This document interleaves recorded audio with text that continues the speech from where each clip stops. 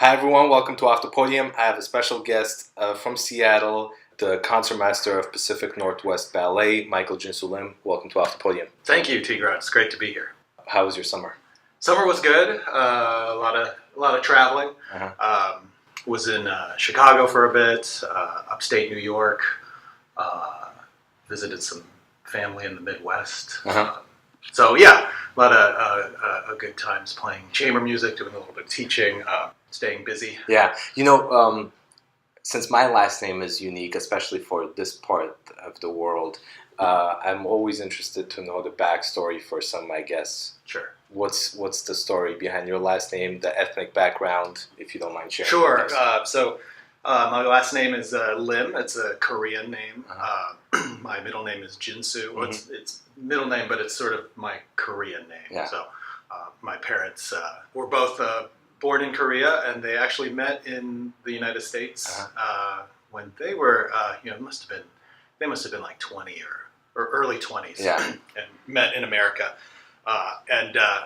So they named us. They gave us our Korean names that are kind of, at least on my father's side of the family, are kind of already set in this book. So with the family tree, they already had like our family names. Mine being Jinsoo. My brother is Jin Won. So all of me and my cousins on my father's side, our names all start Jin something. Well, I was just in Korea a couple of weeks ago. I was there with my youth orchestra. And this is my second time in Korea. I've spent 28 days in Korea, if I count. But I always had a great time. Yeah, that's probably as many days as I've spent in Korea. I grew up in Los Angeles, and there was a lot of Koreans, so I grew up with a lot of Korean kids, growing up with them. It was great. And one interesting story was I was in Korea, and we collaborated with another youth orchestra. And, a lot of the kids, they were like, well, we'll take American names, so it'll be easier for you guys to pronounce our names. There was this one kid who was absolutely great, and I loved him. His name was Jaewon. He was like, I like my name. I'm not changing it. And I just loved it so much. Every one of them changed it except this one kid. And I was just like, I love it. Yeah. It was so great to see that. But anyways, let's go back to the violin. What got you there? How did you end up playing the violin? Is the family musical? My mother plays the violin. She's still teaching violin in her early 80s. Wow. Yeah, she just turned 80 not too long ago. So she's been teaching kids violin for, I would say close to 50 years by now. Yeah. And she started me when I was 4 years old. Wow. And when you're 4, it's not like maybe it's different for other kids, but when I was 4, I didn't have it in me like, oh, I really want to play the violin. It just was handed to me. It was tucked under my chin before I even knew it. And so it was something that at that age, my mom thought it was important for me to learn, and she had started my older brother and my older sister on violin as well. It didn't stick as much with them as it did with me. Well, what was the turning point, the musical point where you realized, I want to be a musician?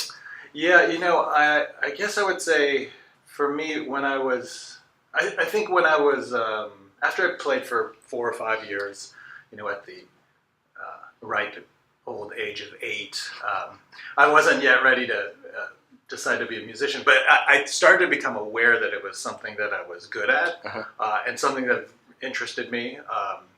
But at that point, I could have just as easily have been an NBA basketball player if any of my dreams could come true. But I would say when I was, I kept sort of progressing and getting more involved in music, and it became a bigger part of my life as a teenager. And then I guess the turning point for me, I was 16 years old, and I got to spend the summer in Spain at a music program that my violin teacher at the time was teaching at. And so it was, I think, 2 weeks in Spain at a very impressionable age. I was, on my own with basically with other like college age students and things like that. It just kind of it was my first time in Europe and kind of absorbing that experience, and it felt different to me in Europe, sort of the way classical music was sort of a little more revered, and it just I don't know, it's very captivating time for me, and really it was after that trip I really felt like, this is really what I'd like to do with my life. Well, I found out that you've studied with an Armenian teacher, or a teacher of Armenian background. Yeah, and that's the teacher who was my teacher when I went to this trip to Spain. Vartan Manoogian. Yes. Yeah. And so tell me a little bit about him. Vartan Manoogian. So Vartan, he passed away, I think, 5 years ago by now. But he was, really the first. Well, aside from my mother, of course, who started me, outside of my mom, he was the first important musical influence in my life. He was professor at the University of Wisconsin for many years. He studied with Ivan Galamian, of course, the great famed teacher, legendary teacher. Again, of Armenian background. Yes. So so through Mr. Manoogian was sort of I felt like this connection to this great tradition of violin playing and teaching by Galamian. But Mr. Manoogian was great. He really showed me, at an early age. I started studying with him when I was 13 through 18 when I left for college, and he showed me the importance of hard work and discipline and technique, and aside from great musical guidance as well, but at an early age to kind of get that structure and focus was very, very important. Yeah. Next question I have is about the Pacific Northwest Ballet Orchestra, which you're the concertmaster of, and that's I was reading and I was actually surprised. It's one of the great ballet orchestras in the country. Yeah, or at least according to the New York Times. But no, but I feel that way as well. It's and I've actually I've played prior to becoming concertmaster at PNB. I played in the section of the American Ballet Theater Orchestra in New York. So it's interesting perspective. They're very different orchestras. I think what PNB really has that's really notable is it sounds a little cliche, but it's like a family. It really is, honestly. It's like and somehow the way when you have a common goal with people that you really care about, the product ends up pretty good. And it's almost like a team. Yeah, absolutely. Yeah, we have this fantastic music director, Emile Decoux.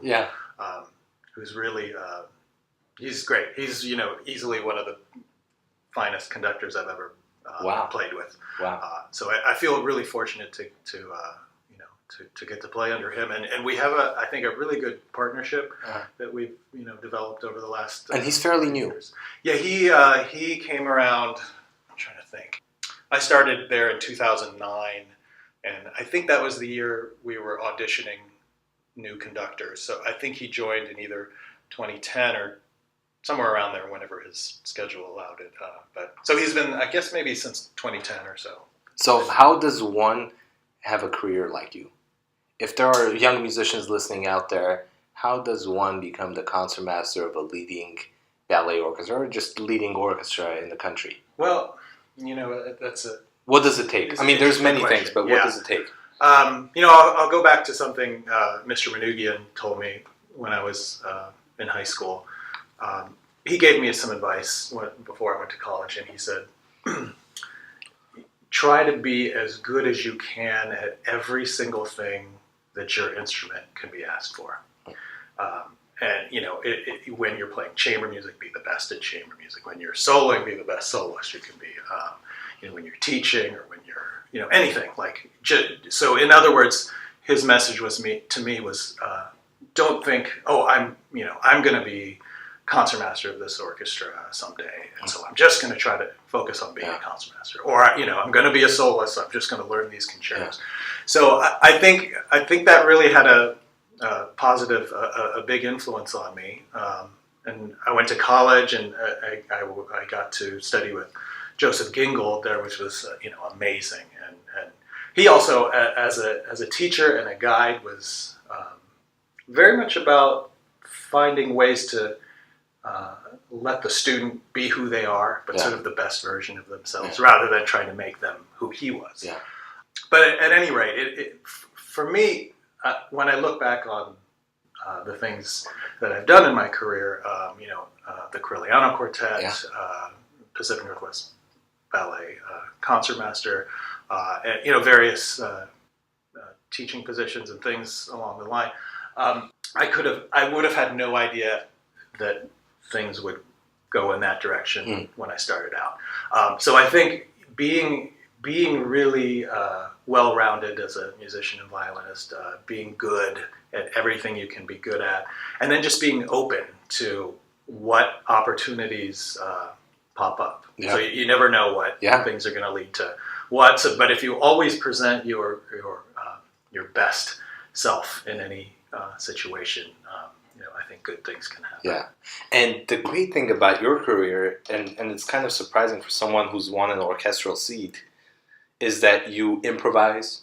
You play a lot of new music, Corigliano Quartet, the Frequency Trio. Yes. All of these things, and yet you still play orchestral music. Because the way sometimes we think about orchestral musicians is that they play orchestral music and they're just set on playing that repertoire, and they're not good improvisers. They don't care about the new music. And of course there are people like that, but how have you managed to do all these different things? Yeah, I guess again, just being open to experiences that come along. I definitely, I always had an interest in contemporary music in college, and then certainly with the Corigliano Quartet, we had a focus on living American composers. And then I don't know, things just kind of lead to other things. I ended up being in another group called Open End, which introduced me to improvisation, and that was an important thing for me too, to get that experience. And I think improvisation informs how you play written music, and vice versa. But yeah, I've always enjoyed doing a lot of different things: chamber music, orchestra, solo. So.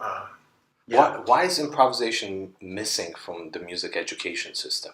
Or I mean, not everywhere, obviously, but for a big majority of the schools, there's not much as far as improvisation.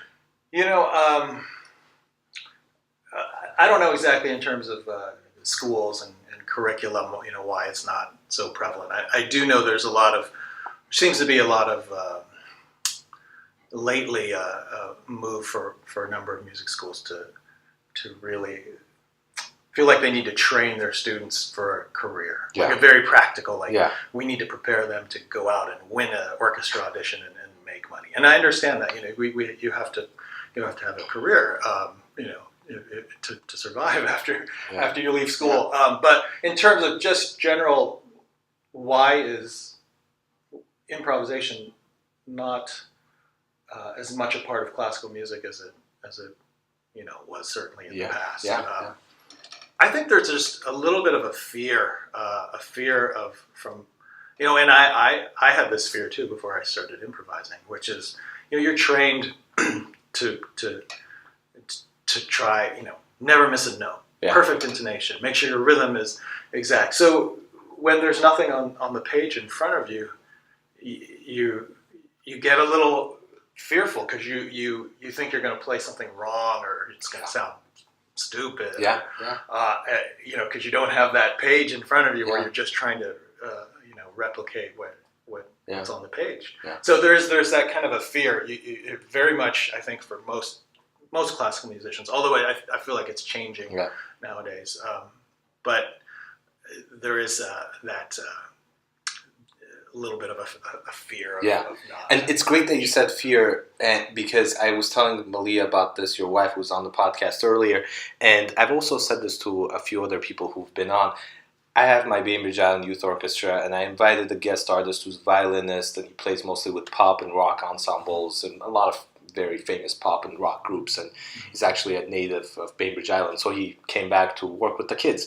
And one idea I had is I gave a couple of chords to the orchestra to play some chords while I had some kids come up and improvise, and there was no fear because these 10, 12, 14-year-olds came up and they just did not care. Exactly. They played whatever they wanted. They didn't even blink. And I've even tried this with other groups who are older, and there is a fear. 20, 25, older, they pick up and they simple, four chord progression, and they're already fearing, oh, did I miss a note? Did I play the wrong note? Yeah. And there's already that. But it was absolutely surprising to see these kids who did not care. I mean, they play the wrong note in the scale or in that chord, or there's not even a wrong note. They just played in a different note that didn't sound so well. They just continued playing. That's fantastic. It was amazing. It was really great to see that, and I just wish it happened more in the education. Yeah. And maybe you're onto something there, because I think there is that at some point as a young, teenager, you become really self-conscious. You don't want to do anything that looks strange. Yeah. I don't know, maybe introducing improvisation earlier is probably a good idea. So what does a concertmaster do? Just another violinist, right? What's a concertmaster's role? And I'm sure you've answered this a million times. What is the role of a concertmaster? Okay, I'm a football season is starting, and I'm a big Seahawks fan. Yeah. Right? And sometimes when people,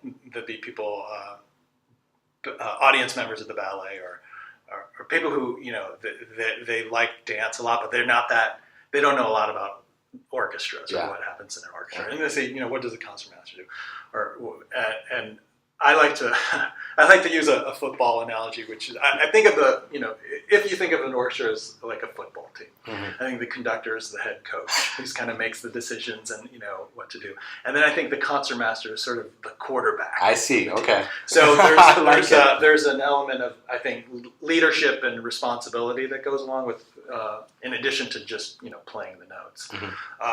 But when you get down to it, the concertmaster's ultimate job is to help facilitate the conductor's vision for the orchestra, and be a kind of a bridge between conductor and orchestra. That's great. In a way. And then there's as a leader, what I hope to do, what I strive to do is to be. I want the orchestra to know that I'm giving 100% all the time. Yeah. Because I think if your concertmaster isn't doing that, then why is anybody else going to? Yeah. I think it's my goal. My hope is that I've done more preparation than anyone else. I'm more prepared. I'm ready, and I can give. Yeah. And then hopefully others will as well. Now back to new music. Why is new music important? There's a million pieces written from the past. Some of them are never performed, rarely performed. Yeah. Why do we need new music, and why is new music important? Well, if you think about, everything was new music at some time. I can imagine when Beethoven wrote his late quartets that it must have been so shocking to hear. Yeah. Like some of the things he does, it's incredible. Yeah.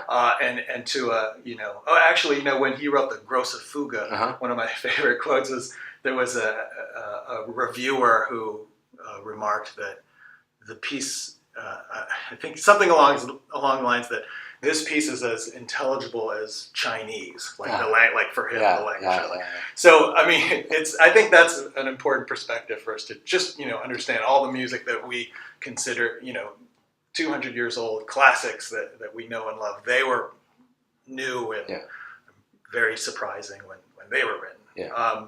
And then I also think, just for me, if we don't pay attention to new music, or we don't explore, and if we don't push forward, then the art form dies a little bit. Yeah. I mean, it's fine. Of course, I love Beethoven and Mozart, Brahms, and all that.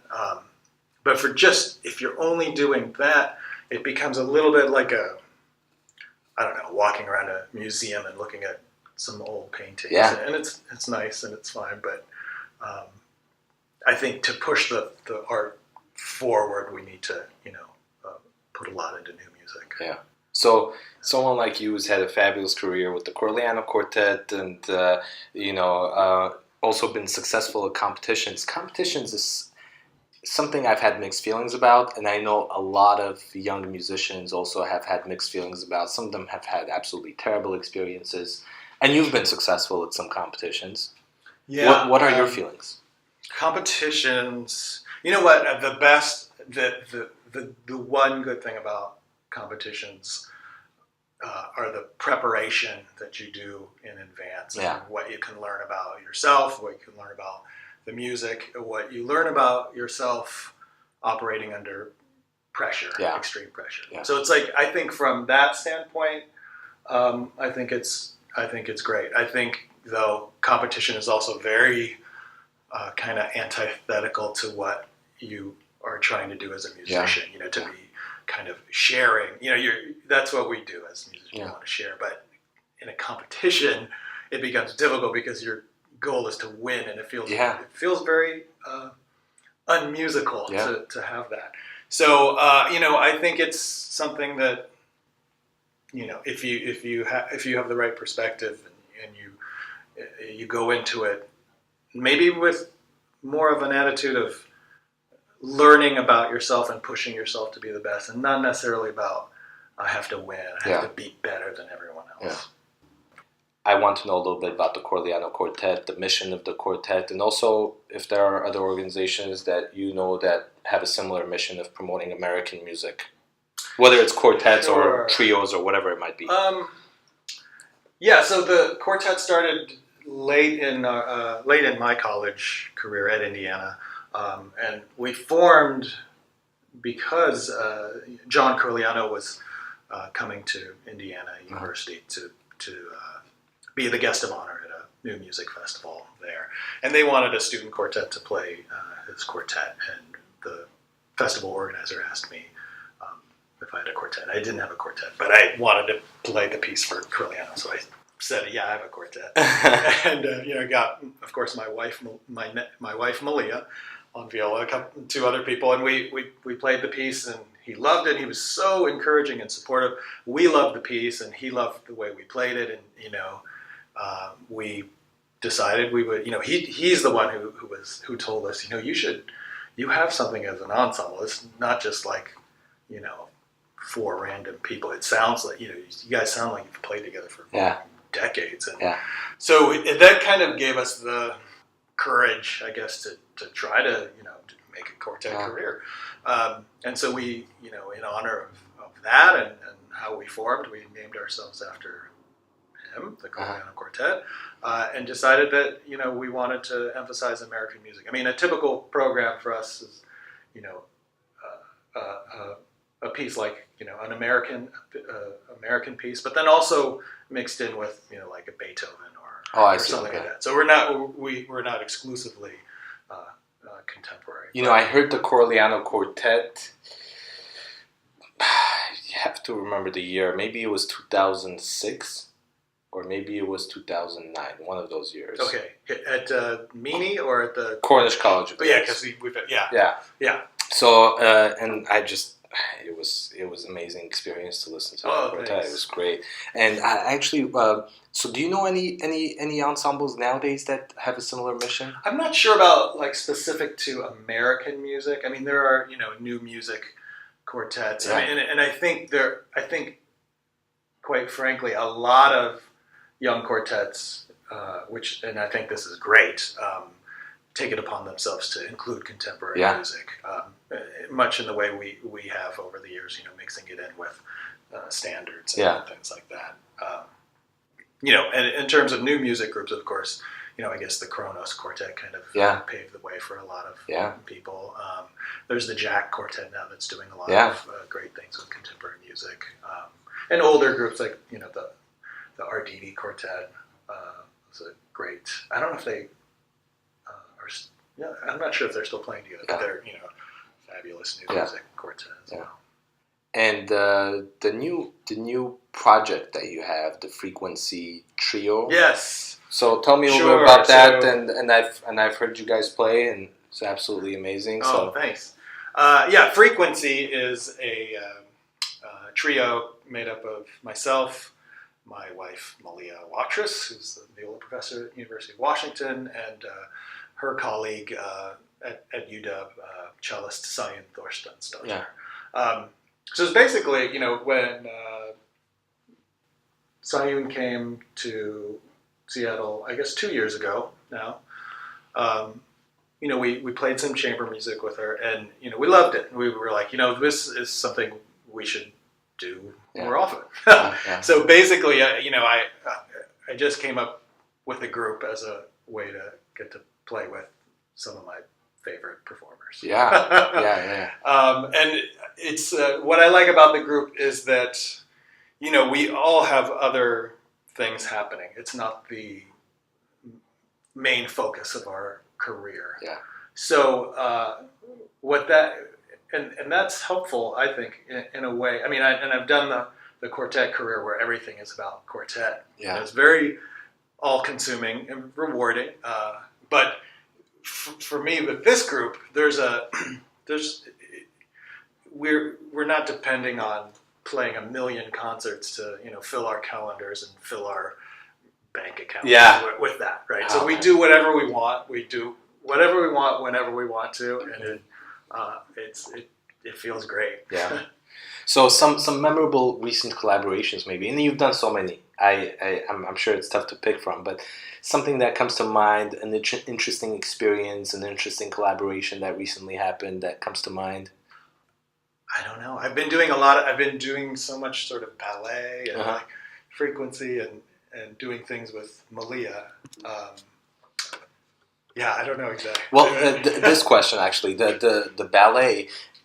A lot of people know the few standards ballets that they go and see, and everyone knows those. But something that you think people don't know, it's underplayed, that you recommend people to listen or watch on YouTube or just know about, something that comes to mind that's not frequently performed. I would say there are quite a few, I would say, ballet standards by George Balanchine, of course, the great famed choreographer and founder of New York City Ballet. He had a great ear for music, and he chose a lot of interesting things. And I'm thinking of his close partnership with Stravinsky and all the amazing works that he choreographed by Stravinsky, and things maybe you wouldn't hear that often in a concert hall, but are definitely worth checking out. It's Stravinsky's Apollo and Agon. The music is fantastic, and the choreography is great. One of my favorite quotes from Balanchine was that he always thought that it was all about the music, and that if you're in the audience and you don't like the dance that he's made, you can just shut your eyes and you have the music. Yeah. You always have the music. Yeah. So again, in the new music kind of path, does the Pacific Northwest Ballet play any new music? Well, yeah, we do, and it's different from an organization that is purely musical, because the what we play is what the dancers are dancing to. Yeah. In other words, there's not so much selecting the repertoire that we're going to play. It's more about what, for new music, I think it's about what choreographers, what the new choreographers that PNB commissions for things. It's what they're choosing as their music. But have there been any new living composers that you've played in the ballet? So you don't even have to give names, but just have there been any? Yeah, there have been. There have been a few, and then there's we're actually doing, this is kind of an interesting idea. There's a ballet coming up, I think in November for us, which is one of the choreographers has set the music from Psycho, the movie, Yeah. the ballet, Yeah. which I'm kind of interested in because I actually really love that soundtrack. Yeah, I think yeah, yeah. Bernard Herrmann is fantastic. And I'm kind of interested to see what a choreographer does that would kind of, how they're going to deal with the association everyone already has with Yeah. that music and what they'll do with Yeah. that. But there is a lot of interesting collaboration that happens at PNB with, certainly with new choreography, and then also with new music and interesting things. Yeah. And the great thing about ballet, we don't often hear about ballet. I mean, we do hear about ballet, but we hear it, again, with older composers, the standards that we're used to. But the weird thing is, I know a couple of composer friends who've composed small, and they still call it ballet, but they've composed some smaller compositions that was to be performed by dancers. Mm-hmm. And it has been really interesting collaborations. One that comes to mind is a New York composer, a very young composer, Arshak Andriasov, who his recent one that I saw was about a 13-minute piece, and it was collaborating with a New York small organization, a dance company. Mm-hmm. And it was very interesting that there are still composers out there who are interested in these sort of collaborations. Yeah. Because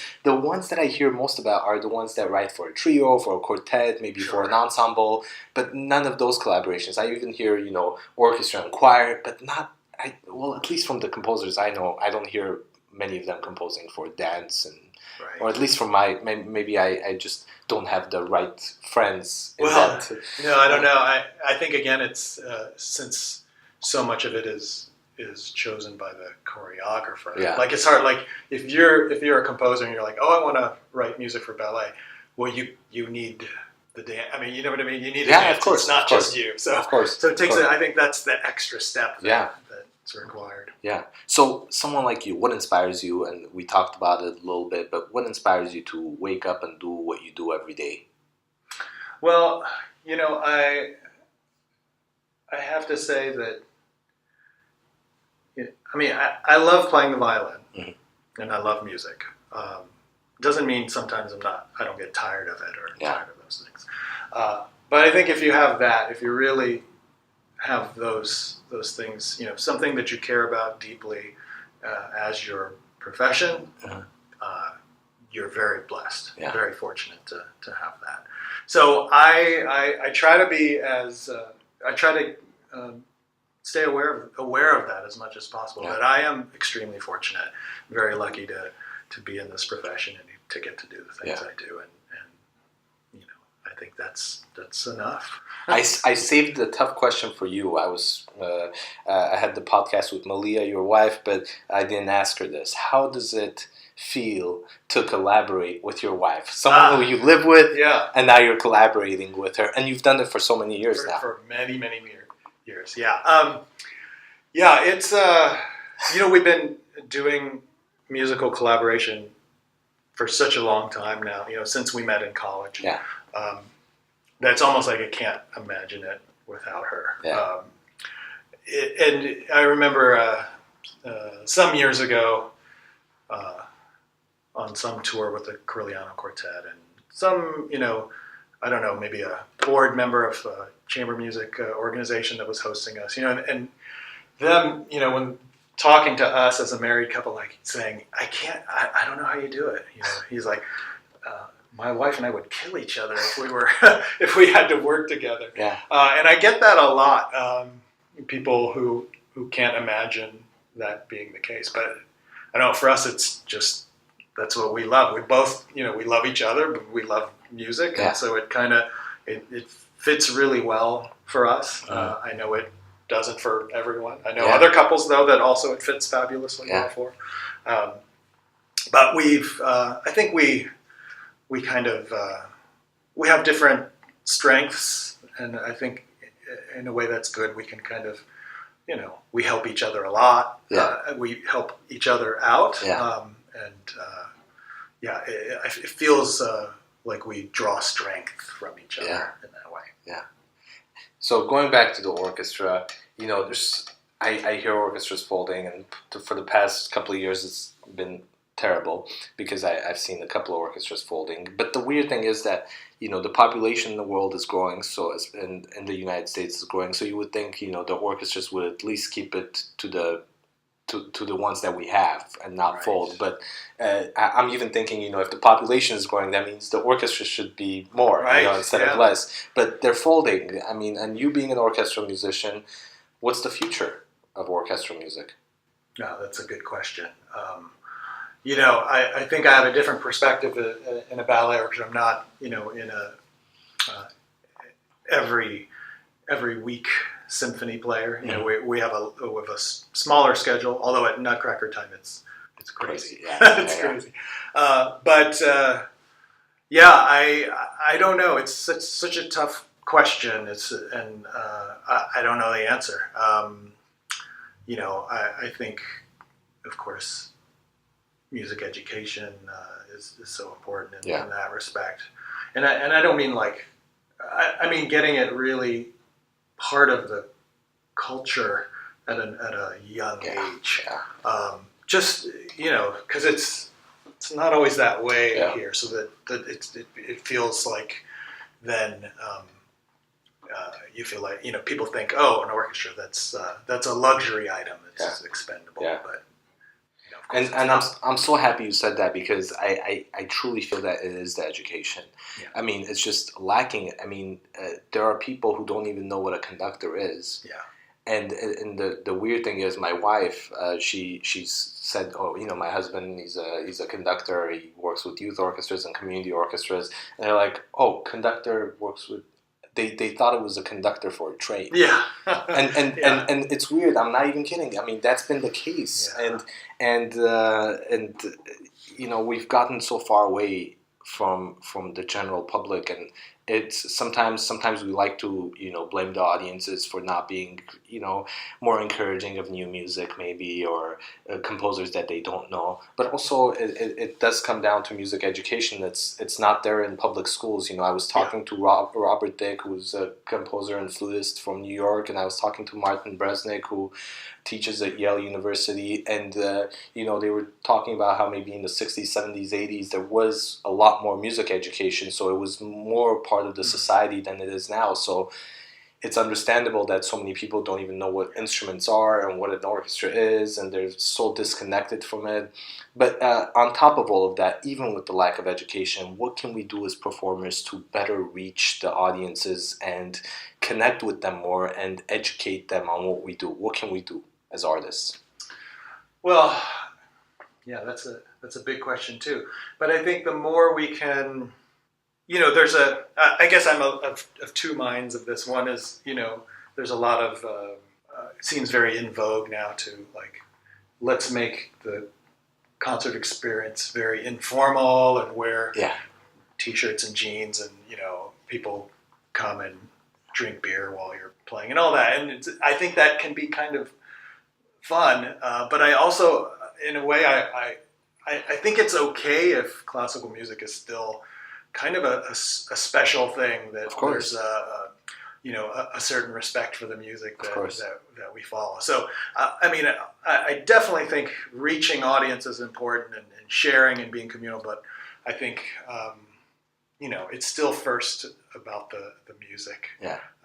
So I don't know if that's very helpful. Well, no, that was great. But the thing is that, again, I have mixed feelings about this too. Because, again, talking about the previous guest I had, Martin Bresnik, he was saying that, it's the repertoire. You can't just have any piece in a pub or something. Right. You really have to think about what you're bringing, what you're going to play in a pub. So you have to kind of know what the repertoire is and what kind of a place and environment it is. And again, we don't have to make everything informal.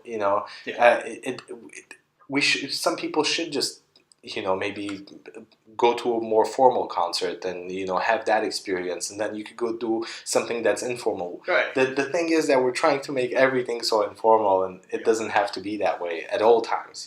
Right. Yeah, I think options are nice. I think it's I think if an audience member finds more feeling of community, listening to music in a pub, that's fine, and there's that experience for them. And then there certainly will be others who seek out they want to put on suit and tie and evening gown or Yeah, whatever, and go be in a beautiful hall and watch a nice concert that way too. So if we were to turn your phone on or whatever you use to listen to music, what would be the last thing that was on? Gosh, probably the Psycho soundtrack, because I was doing bowings for it I at see. B&B, and I like to just get a sense of tempos and things, and so probably that. And honestly, I have to say, I don't listen to a lot of music that's as sort of leisure or an relaxation. Some, but most of the time I'm listening in a kind of a work-related way, like studying or that sort of thing. Yeah. So a little boring, but that's great. That's great. Where I am with that. One more question. Maybe a couple more questions, but music education. You teach, and obviously, of course, we have to teach to a certain extent to kind of help us pay our bills and all that. But I'm sure you could, with the career that you have, you don't have to teach, but you still teach. Why is teaching important? I think I've always felt that I feel extremely fortunate for the teachers that I've had in my life. Beginning with my mother and Vartan Manoogian and Joseph Gingold, and studying with the Juilliard Quartet. So I know I could never have done any of the music that I make today without them. Nobody can do it by themselves, and it's their influence was so important on me that I just feel like it's every musician's I guess in a way a responsibility to give that back. And so that's always how I felt that I think it's my duty to do that, and a duty that I love. So it's not like I'm doing it and not enjoying it by any means. What's next, musically? What's next? Psycho, but what else? Some Psycho. There's let's see, what do I have? We're doing a couple of programs with Frequency. One at Cornish in November. One at UW. I think in May. I'll be recording a violin concerto by Andrew Wagoner. Excuse me. A violin concerto by Andrew Wagoner. He's a New York City composer. I've been friends with him for years.